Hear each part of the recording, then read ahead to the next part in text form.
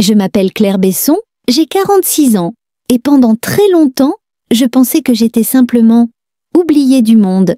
Mon appartement est situé au 6e étage sans ascenseur d'un immeuble ancien dans le quartier de Montmartre.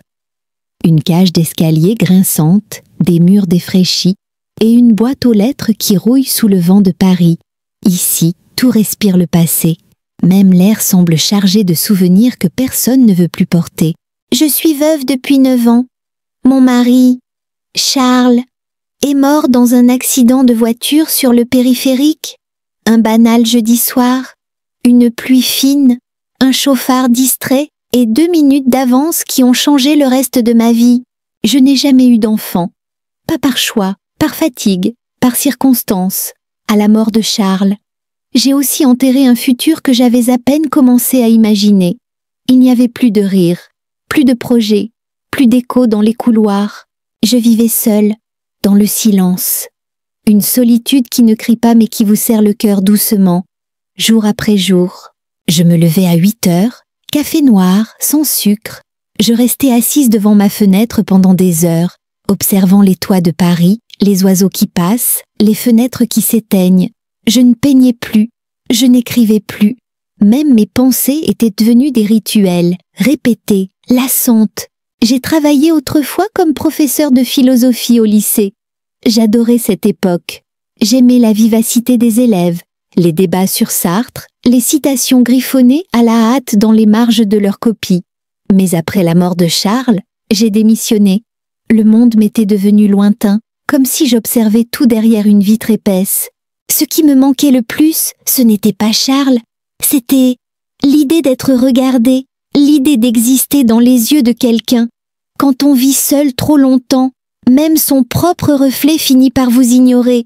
Je parlais à voix haute parfois, pour combler le vide, pour entendre autre chose que mon souffle. Je disais « Tu crois qu'il va pleuvoir, Charles ?» ou bien « Je me demande si le chat du voisin est toujours vivant ?»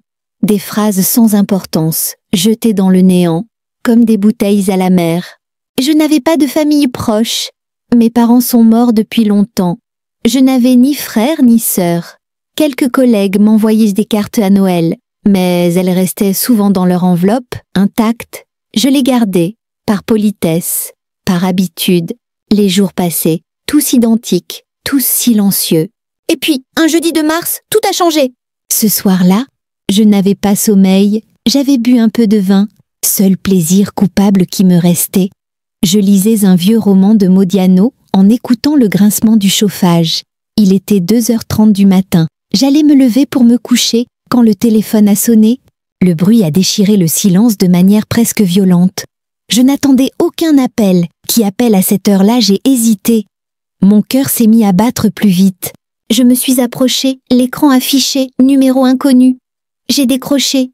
Une voix grave, lente, a prononcé « Madame Claire Besson ». J'ai répondu « Oui ». La gorge sèche, et il a dit, sans aucune émotion, « Nous avons retrouvé votre frère. Il est décédé cette nuit à 2h47. Veuillez venir identifier le corps à l'hôpital Nord ». Le silence s'est étiré, j'ai murmuré « Mon frère, je n'ai pas de frère, vous devez vous tromper ». Un moment de flottement, puis il a soufflé une dernière phrase. « C'est déjà trop tard, il a chuchoté votre nom. » Et il a raccroché. Je suis restée là, figée, le combiné encore à l'oreille, comme si ma main avait oublié comment se reposer. Je n'ai pas bougé pendant plusieurs minutes. J'avais froid, très froid. Je suis retournée m'asseoir. Le livre était toujours ouvert à la même page, mais les mots dansaient. Je me suis répétée. Ce n'est rien, une erreur, un hôpital, la nuit, des noms mal orthographiés, ce genre de choses arrivent. Mais dans le fond de moi, une faille s'était ouverte. Je n'ai pas dormi cette nuit-là, et je n'ai plus jamais dormi de la même façon après. Le matin suivant, je me suis réveillée sans vraiment m'être endormie. Mon corps était fatigué, mais mon esprit, lui, semblait toujours figé dans la brume de cet appel nocturne. Le soleil perçait faiblement à travers les rideaux, peignant des lignes pâles sur le parquet. Le genre de matin qui, d'habitude, n'a ni odeur ni goût. Mais aujourd'hui, tout me paraissait différent, comme si l'air lui-même attendait que je réalise quelque chose. Je suis allée dans la cuisine. La cafetière faisait son bruit familier. Mais même ce bruit semblait faux, trop mécanique. Je m'étais convaincue que ce n'était qu'une erreur. Il y a des milliers de Claire Besson en France. Peut-être une femme née le même jour, dans la même ville, peut-être un hasard, une simple coïncidence, mais la phrase me hantait. Il a chuchoté votre nom. Qui était cet homme? Pourquoi ce nom? Pourquoi moi? Et pourquoi ce sentiment, au fond du ventre, que je n'étais plus seule dans cet appartement? Je suis sortie marcher pour chasser les pensées.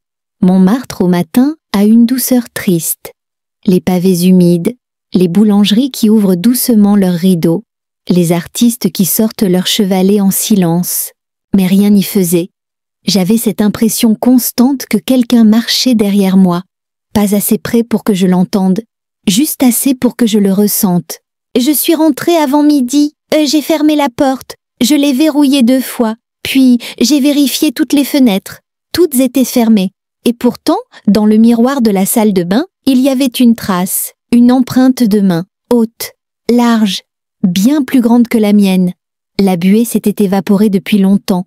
Pourtant, l'empreinte restait, je l'ai fixée, longtemps. Et mon cœur a commencé à battre plus vite. Je n'avais pas eu de visite. Personne n'était entré ici depuis des jours. Et je n'avais pas touché ce miroir. Pas comme ça.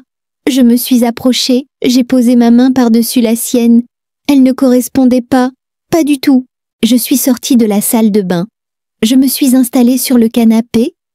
J'ai pris un carnet de croquis. Ça faisait des années que je ne l'avais pas touché. Ma main tremblait. Et, sans trop réfléchir, j'ai dessiné une silhouette, un homme, de dos, debout dans un couloir, une lumière au loin. Quand j'ai terminé, j'ai réalisé que je ne l'avais jamais vu. Et pourtant, je le connaissais. Ce soir-là, je n'ai pas dîné, j'ai bu un verre de vin, comme d'habitude. Puis, j'ai éteint les lumières, une à une, et je suis restée assise dans l'obscurité. À 2h47 exactement, la lumière de la cuisine s'est allumée, toute seule, un déclic net, électrique. Je me suis levée lentement. J'ai marché jusqu'à la cuisine. Rien, personne. Mais le robinet gouttait. Une seule goutte, puis plus rien, et sur le carrelage, au milieu de la pièce, un petit carré de papier, plié en 2. Je me suis penchée. J'ai hésité avant de le toucher. Il n'était pas là plus tôt. J'en suis certaine. Je l'ai ouvert. Une seule phrase, écrite à l'encre bleue, tremblante. « Tu n'es pas seule, Claire ?» Je suis restée debout longtemps, tenant ce papier entre mes doigts. Je ne pleurais pas, je ne criais pas. J'étais calme, étrangement calme, comme si, au fond de moi, j'attendais ce moment depuis toujours. Cette nuit-là, je n'ai pas dormi. Je suis restée allongée, les yeux ouverts, à fixer le plafond. Et dans le silence, j'ai entendu un souffle. Pas le mien, un souffle lent, régulier, comme celui de quelqu'un assis à côté de moi, pas menaçant, pas inquiet, juste là. Le lendemain matin, j'ai vérifié toutes les pièces, rien. Tout était à sa place, mais dans la cuisine, la lumière clignotait, et sur la table, un dessin, celui que j'avais fait la veille, avait été modifié. Quelqu'un ou quelque chose y avait ajouté un mot, inscrit à la craie sous la silhouette Charles. Je suis tombée à genoux. Mon cœur battait dans mes tempes. C'était impossible, irrationnel. Et pourtant, je le savais. Quelque chose avait franchi une limite. Quelque chose m'avait retrouvée. Je suis restée là, à genoux sur le carrelage froid, pendant de longues minutes. Le dessin devant moi semblait vivant. Je l'avais griffonné la veille au soir, sans but, comme un exutoire silencieux. Mais ce nom, Charles, écrit à la craie, maladroitement, comme si une main hésitante l'avait inscrit à la hâte. Ou peut-être, comme si la main ne savait plus comment écrire depuis longtemps. Je me suis levée lentement, tenant le carnet comme un objet sacré.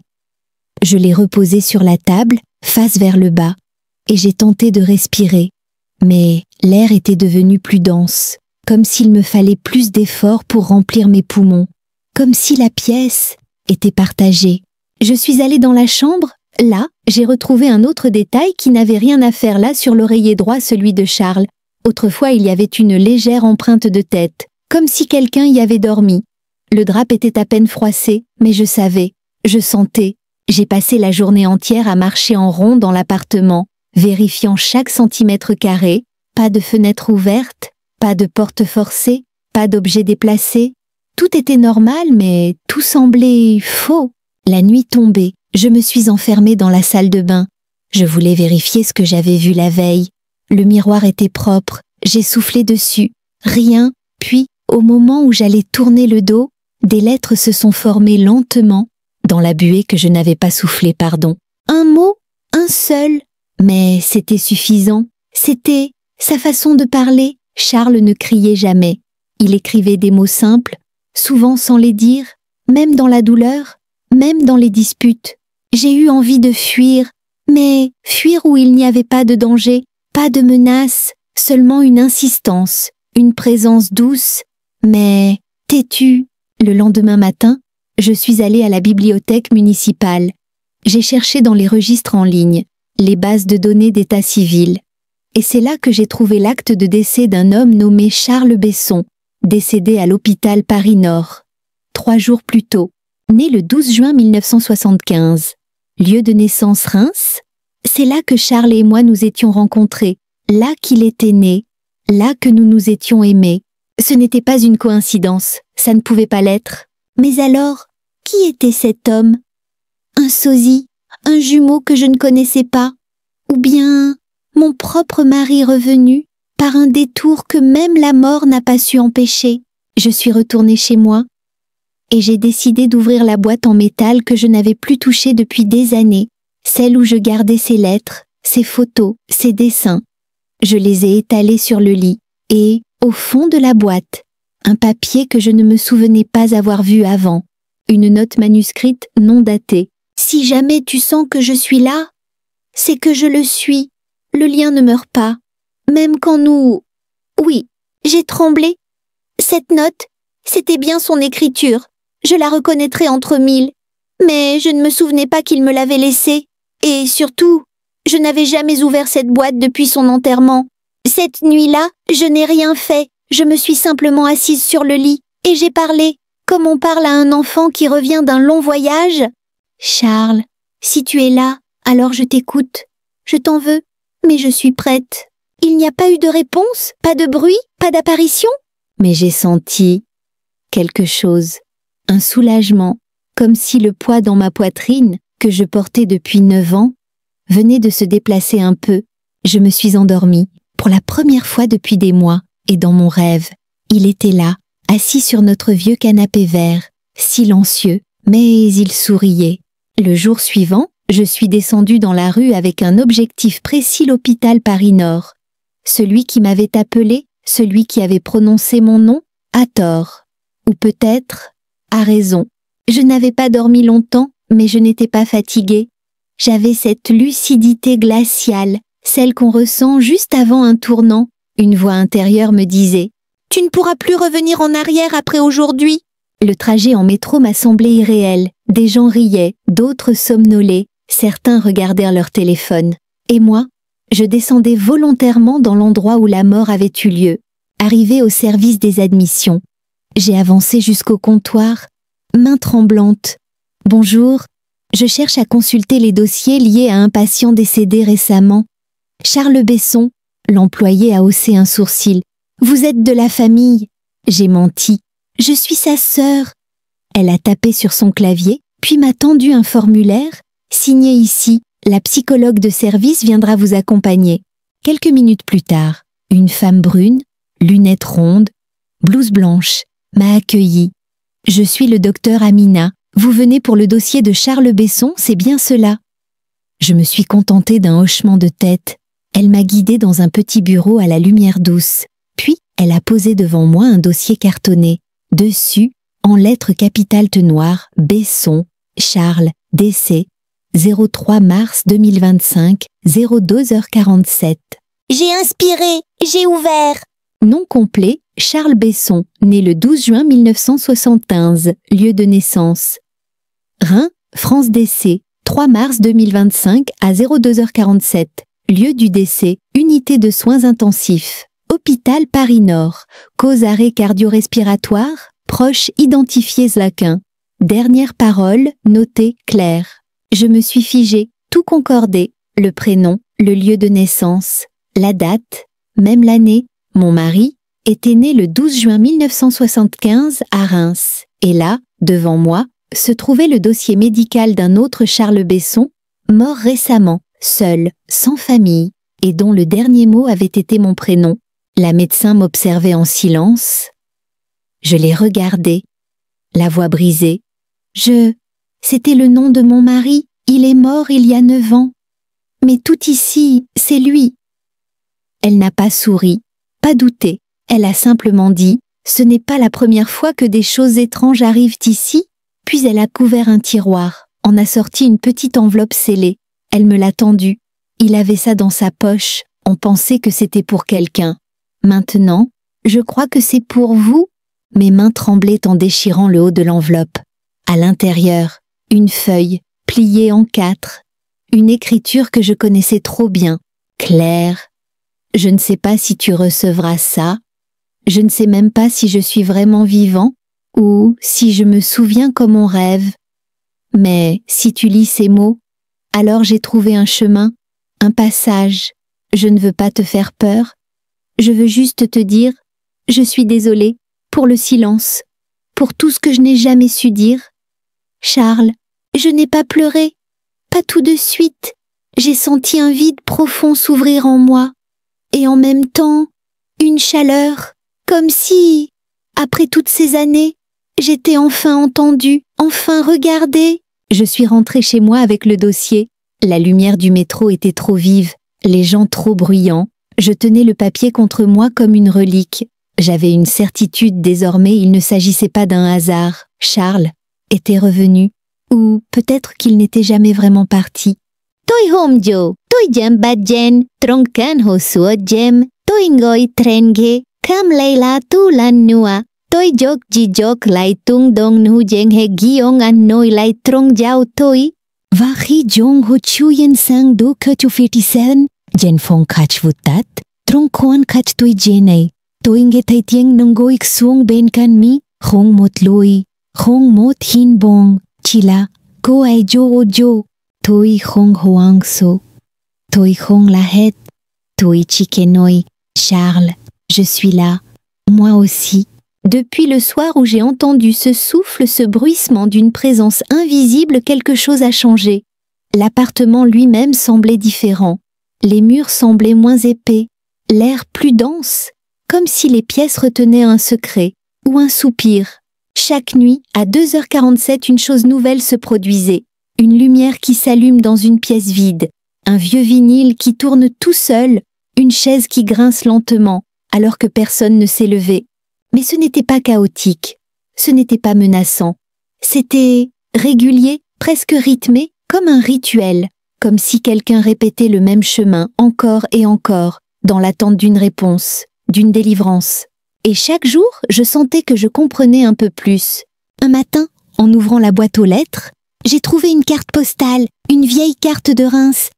Derrière, 3 mots. Retourne là-bas. Je l'ai retournée, rien d'écrit, pas de signature. Mais je savais, Charles me parlait, ou plutôt, ce qu'il restait de lui. J'ai hésité pendant des heures, puis j'ai fait ma valise, juste quelques affaires. Et le dossier de l'hôpital, et la lettre, et la carte. Le train pour Reims est parti à 13h11. Je suis restée silencieuse tout le long du trajet. Le paysage défilait, mais mes yeux voyaient bien autre chose. Des souvenirs, des images fanées, des étés passés dans le jardin de ses parents, son rire dans les marchés de Noël, sa main dans la mienne, la première fois où il m'a dit « Je ne veux plus vivre ailleurs qu'à côté de toi ». Arrivé à Reims, je n'ai pas pris de taxi, j'ai marché, comme portée, vers notre ancienne maison, celle de ses parents, une vieille bâtisse de pierre blanche, volets bleus, abandonnée depuis leur mort. Le portail était ouvert. Le vent faisait claquer les branches contre les vitres. Mais à l'intérieur, tout était intact. La clé était sous le pot de fleurs, toujours là, comme s'il savait que je reviendrais. Je suis entrée. L'odeur était la même. Un mélange de bois sec, de linge propre et de silence. Dans le salon, au mur, notre vieille photo de mariage, accrochée légèrement de travers, je l'ai redressée et derrière le cadre, une enveloppe. Je l'ai ouverte, Claire, si tu lis ceci, c'est que tu as trouvé ton chemin, ou que moi, j'ai trouvé le tien. Je ne veux pas hanter ta vie. Je veux la rejoindre une dernière fois et m'en aller en paix. Mais je ne peux partir tant que ton cœur reste fermé, tant que la douleur t'attache à moi. Rends-moi ce qui m'appartient et je te rendrai ta liberté. Je ne comprenais pas. Rends-moi ce qui m'appartient. J'ai regardé autour, puis j'ai compris. Il ne parlait pas d'un objet, il parlait de sa place, de ce vide que je remplissais chaque jour par habitude, par chagrin, par besoin de sentir qu'il existait encore. C'était lui que je gardais vivant, à travers mes silences, mes regrets, mon refus d'aimer à nouveau. Je suis restée 3 jours dans cette maison. Je n'ai vu personne, mais chaque nuit, à 2h47, le vent s'arrêtait et le silence devenait dense, vibrant, comme si le monde retenait son souffle. La 3e nuit, j'ai pris un papier et j'ai écrit tout ce que je n'avais jamais dit, tout ce que j'avais tu. Charles, je t'ai aimé plus que je n'ai su le montrer. Je t'ai haï pour être parti si vite. Je t'ai cherché dans chaque ombre, chaque silence, chaque rêve, et j'ai eu peur d'oublier ton visage. Mais aujourd'hui, je comprends, tu veux que je vive. Pas pour 2, mais pour moi. Alors je te rends ta place. Tu peux partir, mon amour. Je t'en donne la permission. Je suis sortie dans le jardin. J'ai enterré cette lettre au pied du vieux cerisier, là où il m'avait demandé en mariage. Et quand je suis rentrée, l'air avait changé, plus léger, plus tiède. Et cette nuit-là, pour la première fois en 9 ans, 2h47 est passée sans rien, pas de bruit, pas de souffle, pas de lumière. Juste la paix. Je suis restée debout, seule, au centre de la maison vide. Tout était pareil, et pourtant, plus rien n'était comme avant. Il n'y avait plus ce frisson dans l'air, plus cette pression légère sur les épaules, plus ce souffle chaud qui passait parfois derrière ma nuque sans prévenir. Non, le silence était enfin vrai. Et bizarrement, ce fut pire. Je croyais que j'étais prête à tourner la page, prête à reprendre une vie sans lui. Mais ce que j'avais libéré, ce n'était pas qu'un esprit, c'était une partie de moi-même. Les jours suivants ont été plus difficiles que je ne l'imaginais. Je suis restée à Reims. Je n'avais pas envie de retourner à Paris. Je marchais seule dans les rues, les mains dans les poches, cherchant une trace de lui. Mais il n'y en avait plus. Pas un murmure, pas un message, pas un rêve, rien. Et dans cette absence, je me suis sentie plus vivante que jamais, mais aussi plus nue. Comme si j'avais retiré une vieille veste trop lourde, mais aussi la seule chose qui me tenait debout depuis 9 ans. Un matin, je suis retournée sous le cerisier. L'arbre était en fleurs. C'était trop tôt pour la saison, mais les pétales tombaient doucement autour de moi. Et dans leur chute silencieuse, j'ai entendu quelque chose. Pas une voix, pas un mot, mais une sensation. Il était parti, et cette fois, pour de bon. Je suis rentrée à Paris 3 jours plus tard. Mon appartement me semblait différent, plus petit, plus vide, mais pas triste. Je me suis mise à ranger, vider, jeter des choses que je gardais depuis des années, des vêtements à lui, ses livres, ses lettres, même sa tasse préférée, tout ce que je n'avais jamais osé toucher. Je n'ai pas tout détruit, non, j'ai fait des boîtes, des archives, pas pour les oublier, mais pour les remettre à leur place, dans le passé. Et puis, un matin, j'ai ouvert les fenêtres, grand, comme si l'air nouveau pouvait enfin entrer, et je me suis regardée dans le miroir. Je ne voyais plus la veuve, je voyais une femme, toujours marquée, toujours fragile, mais vivante, entière. Je me suis dit à haute voix, « Bonjour, Claire, il est temps !» Je suis retournée dans l'atelier, celui que je n'avais pas osé approcher depuis des années. J'y ai retrouvé mes pinceaux, mes toiles, mes pots de couleurs sèches. Et cette odeur unique de térébenthine et de souvenirs, j'ai commencé à peindre, pas pour vendre, pas pour exposer, juste pour moi. Le premier tableau représentait un jardin, pas celui de Reims, mais un autre, imaginaire, lumineux. Et tout au fond, presque invisible, une silhouette masculine, de dos, qui s'éloigne entre les arbres. Pas triste, pas en colère, juste, libre. Les jours sont redevenus des jours, et les nuits, des nuits. Pas de lumière à 2h47, pas de frisson dans le couloir, seulement le vent, le vrai. Et dans ce calme, j'ai compris quelque chose, le deuil. Ce n'est pas oublier, c'est accepter de ne plus attendre. Je n'attends plus Charles, je ne parle plus à sa chaise, je ne laisse plus la place vide à table. Je vis et parfois, je souris. Un dimanche, je suis allée au marché. J'ai acheté des fleurs, des tulipes blanches. Charles ne les aimait pas, il les trouvait trop simples. Mais moi, je les trouve parfaites. Et en les posant dans le vase, j'ai souri. Pour la première fois, je n'ai pas pensé à ce qu'il aurait dit, j'ai pensé à ce que je voulais. Moi, ce jour-là, j'ai compris que j'étais enfin revenue. Il n'y a pas eu de miracle, pas de lumière divine, pas de fin heureuse au sens des contes pour enfants, mais il y a eu un apaisement. Et cela, parfois, vaut plus que tous les miracles du monde. Plusieurs semaines sont passées depuis mon retour, et chaque jour m'a appris une chose nouvelle sur l'absence. Elle ne disparaît jamais vraiment. Elle change juste de forme. Elle cesse d'être un cri. Elle devient une mélodie de fond.